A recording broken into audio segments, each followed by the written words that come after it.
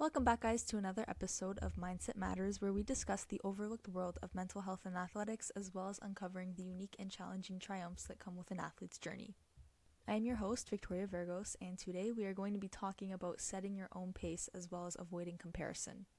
So, what I mean by this is, in the high pressure world of sports, it's very easy to fall into the trap of constantly comparing yourself to others. This could be teammates, competitors, or even athletes you might follow on social media.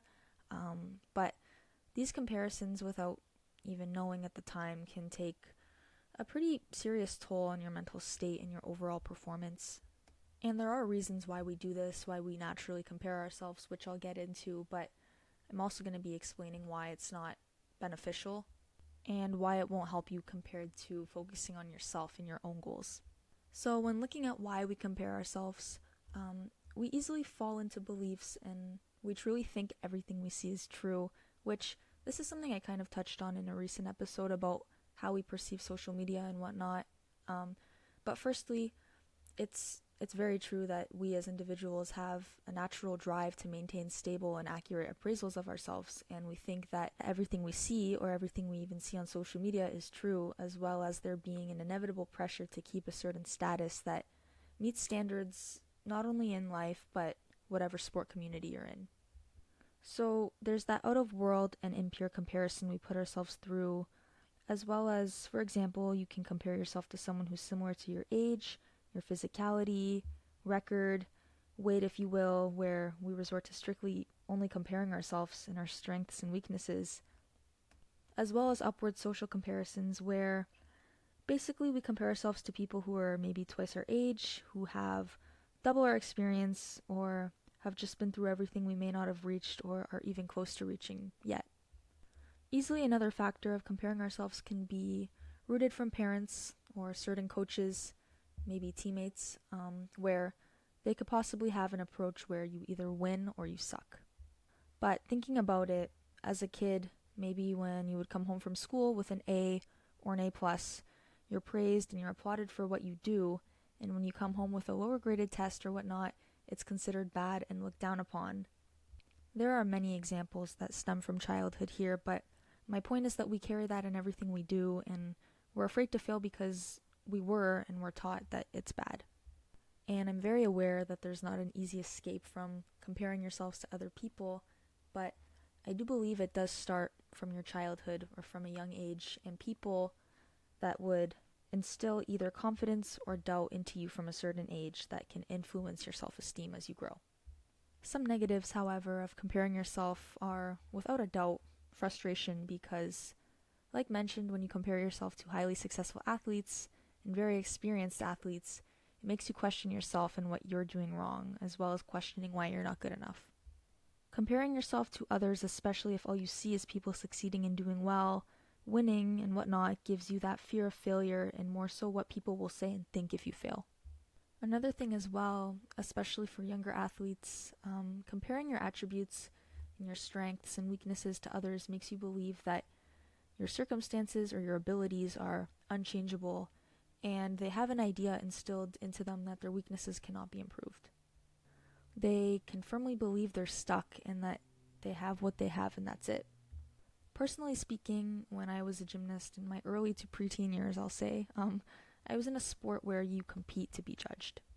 Personally speaking, when I was a gymnast in my early to preteen years, I was in a sport where you compete to be judged, quite literally. Every little thing, even if you have a bra strap out, they would take off a point or deduct a point. Or they could be so biased where they would like someone and give them a higher score because they meet the criteria for a quote-unquote gymnast body. That kind of sport taught that everything and everyone was competition and that you are never considered good enough. I was not the typical short, fast, strong gymnast that had amazing upper body strength, and I always assumed that that was my fault.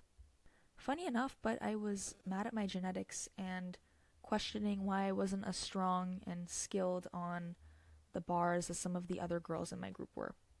And I thought that I would never make it as far as the others on my team. It took some time, but eventually I realized that I have other strengths and skills that some do not have. At the time, I reminded myself I have power, I have really high tumbling in height, and I was good on the vault. I realized that everyone has things they're better at and things they're not, and I understood that I have to work with what I have and what I've been given, and that I can only do so much and work so hard to be at the same level on all four events. Gymnastics is a very hard sport, and my respect goes out to anyone who's in it. But mostly in a sport like that, especially from a young age, you're being taught that you have to do everything a certain way, and everyone has to do the exact same routine to a certain level, and the judges basically look at you and go, no, yes, not really, not enough, maybe, amazing, etc. It leaves you unsatisfied and constantly striving for more, and this is the example I was kind of referring to more. From childhood, it can stay with you for your whole life because I believe that those environments and circumstances are a big factor to who you are now. So where am I going with this? Well, it is very, and I mean very common to compare yourself in general, and being an athlete I feel like almost just invites you to do so as well. And even though we subconsciously do it and don't see any harm because people are wired and influenced to just judge and critique and whatnot, it is not helpful, and it gives you a reason to focus on everyone but yourself. Think about it this way. When you want to grow or strengthen a relationship, a friendship, family relationships, you of course work together, but you primarily work on everything you can do and put the work into yourself and how you can do your part to make things better. The same scenario applies to wanting to get fit or to lose weight. You guide yourself and you put the energy into yourself. So comparing yourself and questioning yourself to others is hindering you from putting that focus into yourself and blocking you from growing because you're more concerned about everyone else and their abilities and their progress. This all being said, something I would suggest is to take in a positive way that you are who you are and that you are not like anyone else. Everyone is on a different path, and everyone, including you, have different goals and a different story written out for you. I firmly believe that our life is already written out for each and every one of us, and that we have to not only walk that path, but go through many tests throughout the duration of life. Something also very important is to embrace that A, you are different, and B, that you are in control of how far you want to go and how much you want to do, as well as where you want to take those goals you may have. You do not owe anyone anything, and you don't need to do what someone or society says. Really keep in mind that it's completely up to you to decide what you want to do with your life regarding anything, and just because we're in a world where we're constantly looking for the next thing, it doesn't mean you have to follow that and jeopardize your happiness and well-being. Don't let anyone or anything take the lead in your life and control where and how far you want to go, because at the end of the day, you only have yourself. With all that being said and processed, remember that everyone progresses at different times, and that someone's periods and durations of success may start at a different time and last a different duration than yours does. Failure is going to happen, but all at different times, so it's not fair to you to either get mad at yourself or quit or whatever it may be, because you may be going through a hard time or a rough patch and someone you know is constantly succeeding and doing well.